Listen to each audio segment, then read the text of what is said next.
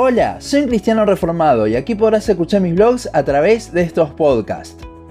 El Antiguo Testamento está lleno de mandamientos hacia el pueblo de Israel. Los rabinos de la época de Jesús decían que había en el Pentateuco 613 mandamientos. Pero luego Cristo habló de que todo se resume en solo 2 mandamientos. ¿Cómo es esto posible? Mateo 22, 36 al 40 dice: Maestro, ¿cuál es el gran mandamiento en la ley? Jesús le dijo: amarás al Señor tu Dios con todo tu corazón, y con toda tu alma, y con toda tu mente. Este es el primero y grande mandamiento, y el segundo es semejante: amarás a tu prójimo como a ti mismo. De estos 2 mandamientos depende toda la ley y los profetas. Creo que la pregunta de por qué Jesús resumió toda la ley con estos 2 mandamientos ha sido contestada varias veces, pero no creo que se le dé la importancia que se merece. Siempre se dice cómo en estos 2 mandamientos se resume la ley, ya que si amamos a Dios por sobre todo, no pecaremos contra Él, y lo mismo hacia nuestro prójimo. Y es que, como hablamos en distintos capítulos del podcast, como el de hace 2 semanas de la ley del cristiano, si nosotros amamos a Dios por sobre todo, entonces no nos tendremos que obligar a vivir una vida piadosa, sino que justamente saldrá naturalmente de ese amor. Obviamente no de forma constante, porque si no, no pecaríamos. En nosotros sí hay variación a diferencia de Dios. Por todo esto, hoy veremos más a fondo estos 2 mandamientos. Primero, ampliemos un poco más el concepto de que nuestra vida piadosa será el resultado de amar a Dios por sobre todo. Creo que un pasaje que nos puede dar luz al respecto es 1 de Tesalonicenses 4, 1 al 8, que dice: por lo demás, hermanos, os rogamos y exhortamos en el Señor Jesús que de la manera que aprendisteis de nosotros cómo os conviene conduciros y agradar a Dios, así abundéis más y más. Porque ya sabéis qué instrucciones os dimos por el Señor Jesús, pues la voluntad de Dios es vuestra santificación, que os apartéis de fornicación, que cada uno de vosotros sepa tener su propia esposa en santidad y honor, no en pasión de concupiscencia, como los gentiles que no conocen a Dios, que ninguno agravie ni engañe en nada a su hermano, porque el Señor es vengador de todo esto, como ya os hemos dicho y testificado, pues no nos ha llamado Dios a inmundicia, sino a santificación. Así que el que desecha esto no desecha a hombre, sino a Dios, que también nos dio su Espíritu Santo.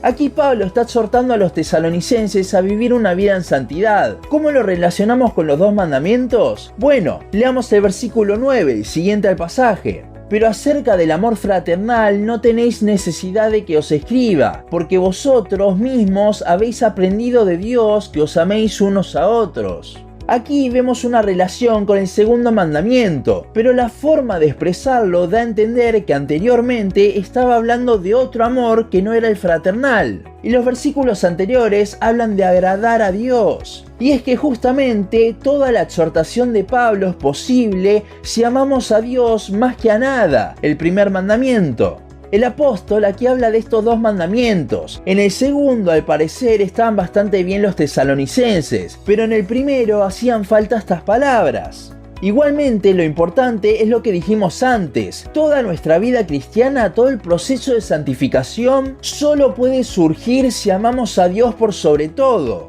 Pongamos este ejemplo. Una madre le manda a su hijo que haga ciertas cosas, y el hijo, aunque no le gusta hacerlas, las hace. Este niño sería como aquella persona que se esfuerza en vivir una vida piadosa porque Dios se lo pide, pero en el fondo no quiere hacerlo, solo lo hace por deber.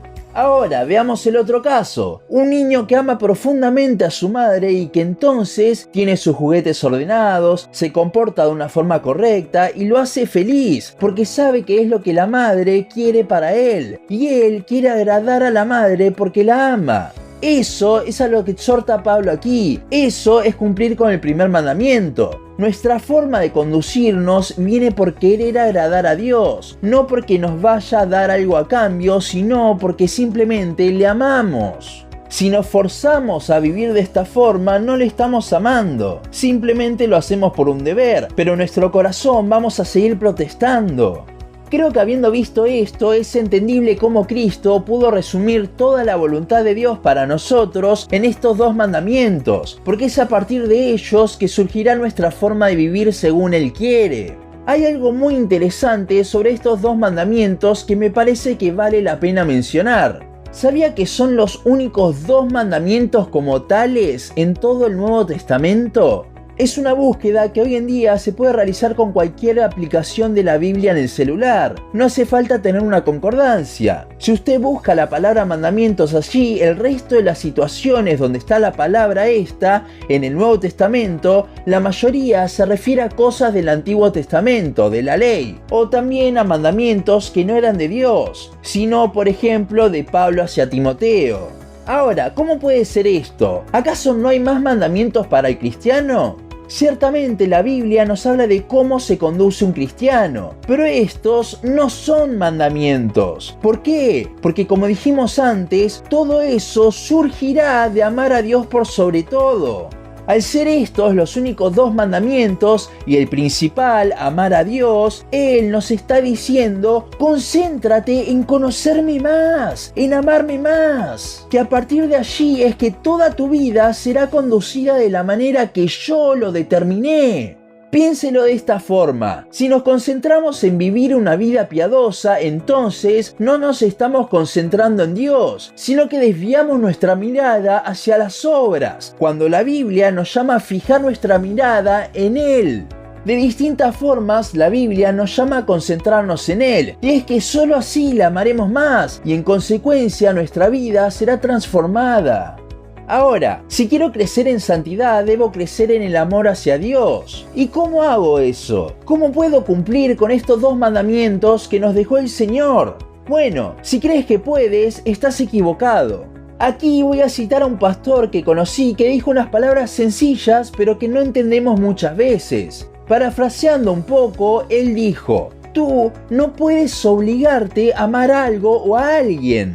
Recuerdo que ponía el ejemplo de uno de sus hijos que tenía que comer una comida que no le gustaba, y por más que lo fuerce a comerla, él no podía hacer que la ame. Podemos intentar un montón de cosas, pero eso es un problema que yace en el corazón, y para transformar corazones, el único que puede hacerlo es Dios. Y mientras algunos le tienen miedo a esta doctrina, porque piensan que con esto estamos diciendo que nos sentemos a esperar y vivamos como queramos, en realidad no estamos diciendo nada de eso. Solo que el cambio en nosotros para cumplir con esos mandamientos lo hace Dios. Si leemos unos versículos antes al pasaje de Tesalonicenses que leímos, en el capítulo 3, versículo 12 dice: y el Señor os haga crecer y abundar en amor unos para con otros. ¿Quién es el que hace crecer el amor en nosotros? ¡Dios! Primera de Juan 4:19 también lo deja bien claro. De hecho, en el original dice: nosotros amamos porque Él nos amó primero.